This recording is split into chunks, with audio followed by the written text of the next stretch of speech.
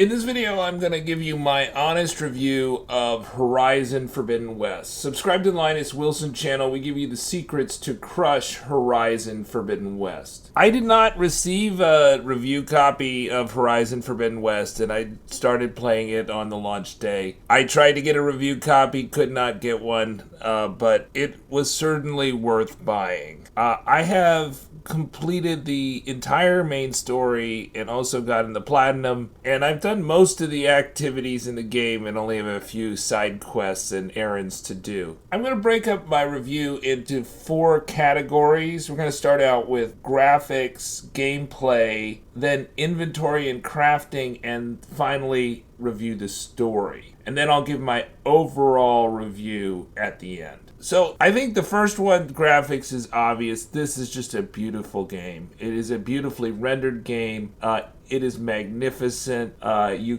It's a beautiful world from the ground or from the sky. And it takes advantage of all the capabilities of the PlayStation 5 and PlayStation 4. And you'd be hard-pressed to find a prettier game. The 2020 release of Ghost of Tsushima was praised for the beautiful scenery it had, but kind of fell short in terms of the character animations and cutscenes. None of that is true. Both the scenery here and the cutscenes and animations are spectacular, and they're also marvelously voice acted by an all-star cast, including Angela Bassett as the big bad, or one of the big bads, Regala.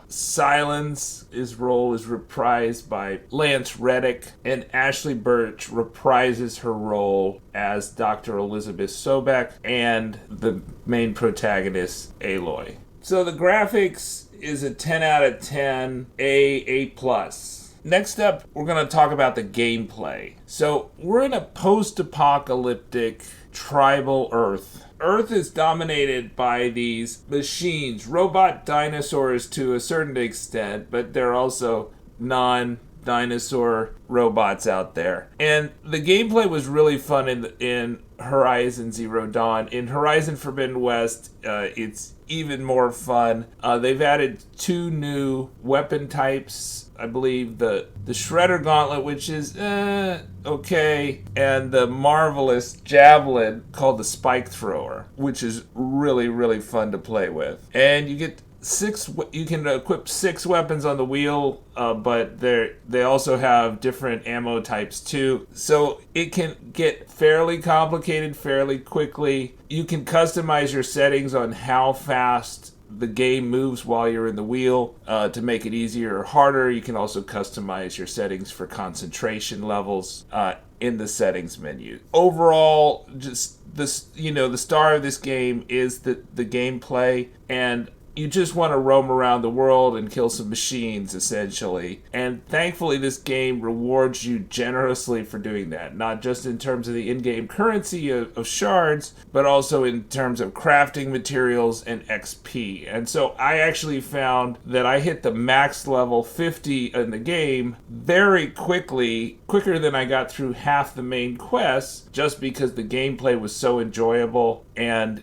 the XP rewards for killing big machines was so high. So I'd give that a 9 out of 10, A minus. My only problems with the gameplay is that the D-pad, which includes traps and bombs and calling your mount, that was just a little bit bugged at the start. That when you would go to craft one of these items within the D-pad, it would move 4 items over. You would not go straight to the thing, and supposedly you were able to edit that, but I found that when I edited it actually a lot of the items would come back, and so it was a little bit too cluttered. It could have been better optimized, but overall, I really liked the gameplay, and that's really the star of the game. And then that kind of brings us to the third thing that I think was just a huge, major improvement from the first game, was the inventory and crafting. So the first game had really primitive inventory systems and crafting systems, and the inventory system was really, really annoying. That Aloy's inventory would fill up very easily. It was a slot-based inventory system similar to what I experienced in the PS3 generation game, which wasn't on PS3, but Witcher 1. And you could disassemble things, and I ended up... The gameplay loop in the first game, Horizon Zero Dawn, was that I would kill some machines, loot the machines, and then have to spend time in the inventory menu deciding what I need to disassemble so I would have room to loot the machines. In this one, the loot goes automatically to Aloy's stash. It's still a slot-based inventory system like the first one, but at least you don't spend time deciding what to keep and what to go. It automatically, when those slots fill up, it goes into your stash so you can forget about it. The other major innovation within this game versus the first game, the 2017 game, so Horizon Forbidden West, has a very rich crafting system which emphasizes the gameplay, right? So the crafting system, you start out with 3 levels of upgrades for weapons and armor with the green uncommon items, and then there's also rare blue, very rare purple, and then the new one is legendary. The legendary has 5 levels of upgrades. So for these upgrades you need both shards and you need rare machine parts. And so it gives you reasons to go out and hunt machines in the open world, and Aloy does that. Now, of course, you take the crafting system for if you like it. If you don't like it, you can ignore it. And it can be grindy if you're doing all the upgrades, if you're not prioritizing.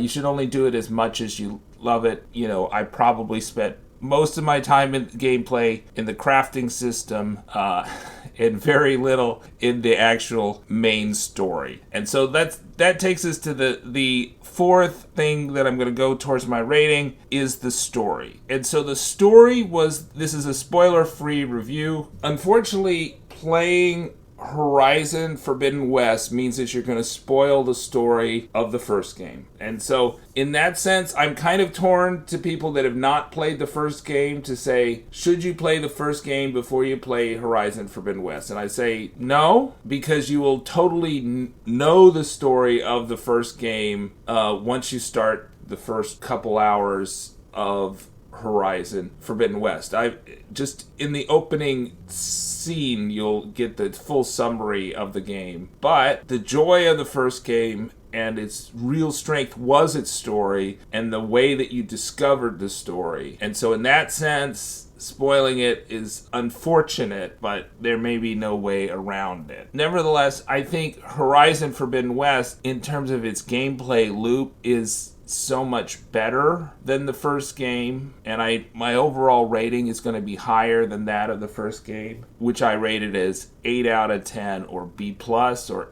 A minus, B plus, really. Okay, so I believe that the whole main story fits together good at the end. It's okay at the end. It's not, the plot holes are not so glaring, they annoy me when I got to the end. But the story is a bit dependent on some kind of thin devices that people who should be talking to each other and coordinating with each other are not. And that creates unnecessary conflict at the end. But the game does give you justifications for that at the very end. I think the other is that the storyline of the aliens seems a bit weird and kind of takes the plausible apocalyptic story, somewhat plausible apocalyptic story of the first game and kind of